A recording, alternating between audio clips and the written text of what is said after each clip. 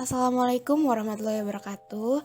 Perkenalkan kami dari kelompok 3 yang terdiri dari Alda Savana, Devi Okta Bahari, Naufal Rafif Ramadan, Rangga Arif Prayoga. Kami akan membahas tentang leadership Bill Gates, yaitu biografi singkat, jenis dan gaya kepemimpinan, gaya perilaku Bill Gates, hasil dari gaya kepemimpinan, kelemahan gaya kepemimpinannya, dan yang terakhir kesimpulan.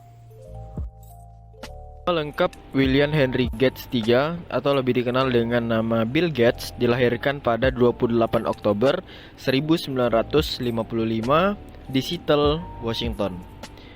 Ia adalah seorang anak kedua dari 3 bersaudara.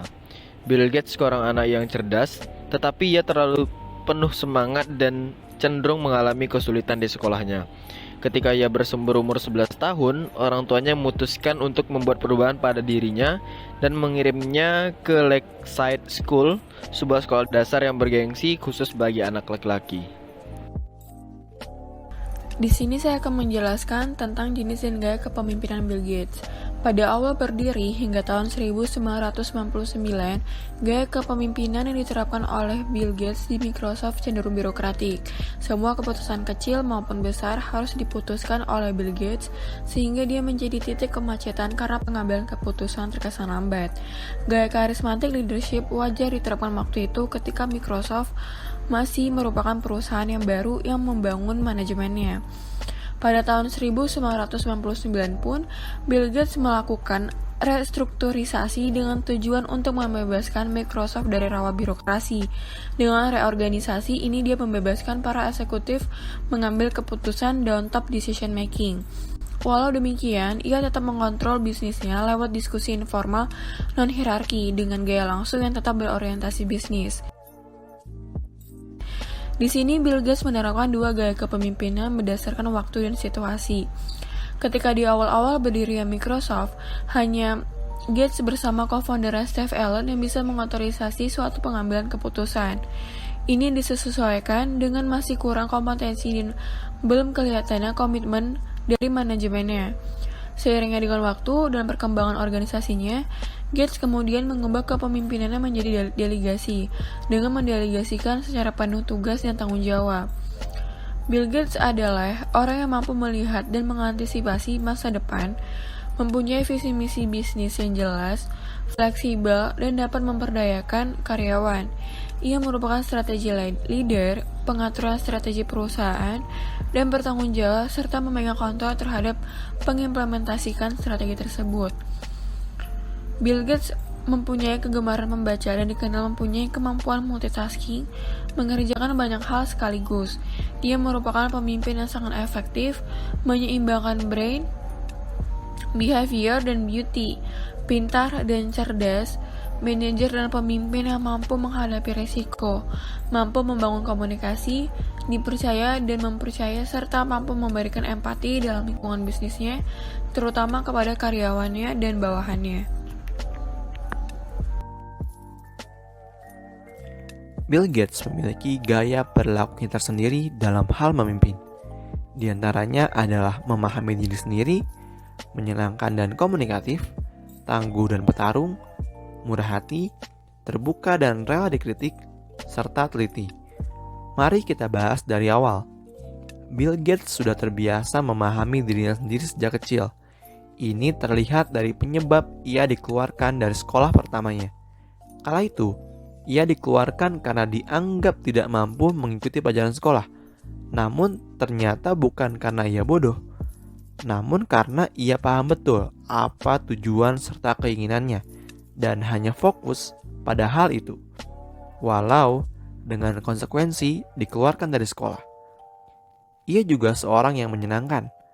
Bisa kita lihat dari penampilannya di media yang kerap kali memberikan senyumnya kepada awak media. Tampilannya pun tidak terkesan arogan, bahkan terkesan friendly bagi kita yang melihatnya. Ia juga sangat komunikatif saat berbicara dengan rekan kerjanya, juga ketika diwawancarai oleh media. Figur menyenangkan dari seorang Bill Gates bukan berarti ia adalah seorang yang lemah. Justru ia adalah seorang petarung tangguh yang siap melakukan apapun untuk mencapai tujuannya. Tentunya dalam konteks yang baik. Ia juga dikenal murah hati. Ia seringkali diketahui memberikan donasi kepada orang-orang yang membutuhkan. Bahkan, sekarang ia memiliki sebuah badan amal yang bernama Gates Foundation yang bertujuan untuk menggalang dana untuk orang yang membutuhkan. Namun, posisinya sebagai pemimpin Microsoft juga tak lepas dari kritik para haters, bahkan dari para penggunanya. Tapi, hal ini tidak dijadikan Bill Gates sebagai sebuah cibiran belaka, namun dijadikan kritik yang membangun agar nantinya ia dapat terus berinovasi untuk memajukan perusahaannya. Ketelitian sudah pasti ada dalam diri Bill Gates. Tidak mungkin perusahaan sebesar Microsoft memiliki pemimpin yang kurang teliti. Jadi, ketelitian Bill Gates dalam bekerja mungkin sudah tidak perlu dilakukan lagi. Pada tahun 1987, Gates secara resmi nyatakan sebagai seorang miliarder dalam halaman 400 Richest People in America, majalah Forbes, beberapa hari sebelum ulang tahunnya yang ke-32. Sebagai miliarder usaha sendiri termuda di dunia, kekayaannya mencapai 1,25 miliar dolar atau 900 juta dolar lebih banyak dibanding tahun sebelumnya. Pada Oktober 2009, diumumkan bahwa Gates diberi penghargaan 2010 Bauer Awards for Business Leadership dari The Franklin Institute atas pencapaiannya dalam bisnis dan aktivitas filantropinya. Pada tahun 2010, ia memperoleh Silver Buffalo Awards dari Boy Scouts of America, penghargaan tertinggi untuk orang dewasa atas jasanya kepada para pemuda. Kelemahan gaya kepemimpinan Bill Gates yaitu karena Bill Gates terkenal keras pada manajer-manajernya, bahkan mungkin terkenal kejam karena ia memiliki tanggung jawab ganda di Microsoft. Selain harus menjadi penulis program aktif, dia juga harus memikirkan strategi perusahaan ke depannya agar dapat menjadi pemain utama, dan saat telah mencapai puncak harus mati-matian mempertahankan bahkan kalau perlu memonopolinya.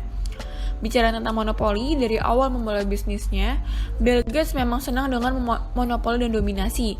Microsoft DIX Operating System itu dijual dengan strategi pasar. Ia membolehkan pabrik perakit komputer manapun untuk menggunakan Microsoft DIX Operating System sebagai operating system.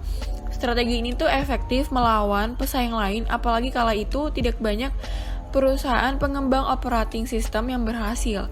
Singkat kata, Bill Gates lihai memanfaatkan dan mendompleng nama besar IBM. Bill Gates cerdik mengatur strategi sehingga dapat menguasai pasar operating system di seluruh dunia. Akibat monopoli ini, tentu saja harga operating system dan komputer akan semakin mahal, dan menikmatinya hanya Bill Gates dan pemilik saham Microsoft. Dominasi Microsoft sering mendapatkan kecaman dari masyarakat antitrust hingga sekarang. Bill Gates juga pernah hampir gagal beradaptasi dengan internet karena over confidence-nya. Browser internet pertama kali diperkenalkan oleh Netscape dan dibagi secara gratis. Pada waktu itu, Bill Gates tidak percaya bahwa suatu saat internet akan menjadi sesuatu yang penting dan bernilai ekonomis. Untungnya kemudian Bill Gates akhirnya menyadari kesalahannya dan langsung melakukan riset dan pengembangan untuk membuat browser internet. Dapat disimpulkan secara singkat, lingkungan organisasi yang dipimpin oleh Bill Gates merupakan organisasi pembelajar, sehingga gaya kepemimpinan yang diterapkan oleh Bill Gates adalah transformational leadership behavior. Artinya, Bill Gates menyadari dan menghargai kontribusi karyawannya, sehingga dapat disimpulkan Bill Gates menganut tipe kepemimpinan transformasional karena Bill Gates dapat menciptakan inovasi dan perubahan yang signifikan baik terhadap pengikutnya maupun organisasi. Bill Gates mempunyai kemampuan untuk mengarahkan perubahan dalam misi, strategi, struktur, dan budaya organisasi. Demikian pula dalam mempromosikan inovasi produk dan teknologinya.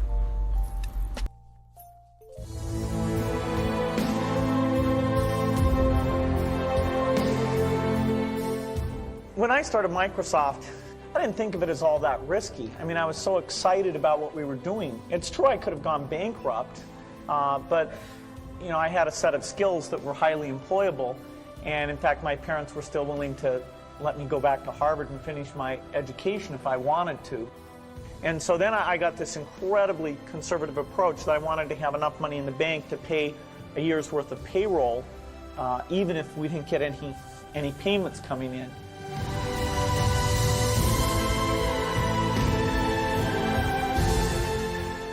One of my biggest memories of Harvard came in January 1975 when I made a call from Courier House to a company in Albuquerque, New Mexico that had begun making the world's first personal computer. I offered to sell them software. I worried they would realize I was just a student in a dorm and hang up on me. Instead, they said, "We're not quite ready. Come see us in a month," which was a good thing because we hadn't written the software yet. From that moment, I worked day and night on the extra credit project that marked the end of my college education and the beginning of a remarkable journey with Microsoft. If you're going to start a company, it takes so much energy that it better overcome your feeling of risk. I don't think that you necessarily, if you're going to start a company, should do it at the start of your career. I think there's a lot to be said for working for a company, learning how they do things. When people are first skeptical and they think, "Oh, this kid doesn't know anything," then when you show them you've really got a good product and you know something, they actually tend to go overboard and they think, "Whoa, they know a lot. Let's really do an incredible amount with these people." So our youth, at least in this country, was a huge asset for us once we reached a certain threshold. Those problems that come with starting a firm, you better think of those as part of the pleasure, part of the challenge that is part of the excitement.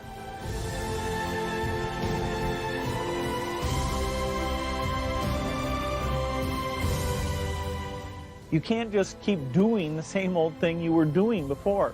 You have to take your skills and attack the new frontiers. In the business of technology, you have to think about what are you missing? What is the research or customer feedback that you should be paying more attention to? And how do you keep that pace of innovation very, very high? How do you make sure you're hiring the very best people? And that kind of focus has helped drive us forward through all the milestones the company has had. You've got to enjoy what you do every day. And for me, that's working with very smart people. It's working on new problems. Every time we think, hey, we've had a little bit of success, we're pretty careful not to dwell on it too much because the bar gets raised. People's expectations of the products, we've always got customer feedback telling us the machines are too complicated, they're not natural enough. About 25% of the time that I'm out traveling around meeting with customers, Europe, Asia, and that sort of helps me think, okay, do we have the right priorities? What are people responding well to, and what would they like to see us do better?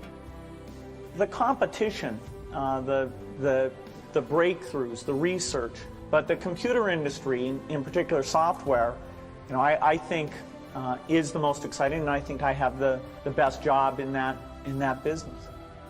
You all have a chance to innovate. As you're thinking about your innovation, of course, you should go after any market that you think is interested in it. But a little bit, if you can also think, okay, does this innovation apply to those most in need? What are you going to do to make it cheap enough, simple enough? Figure out how to get it so it really, if possible, can extend out to the poorest. I wish I had learned more about that at a young age.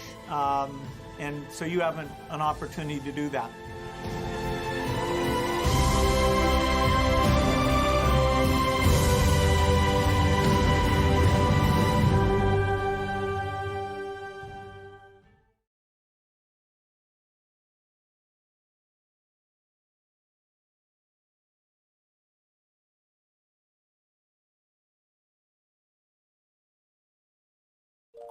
Kesimpulan, terlepas dari positif atau negatifnya, Bill Gates telah membuktikan bahwa hasil kepemimpinannya berbuah manis dengan berbagai capaiannya yang luar biasa.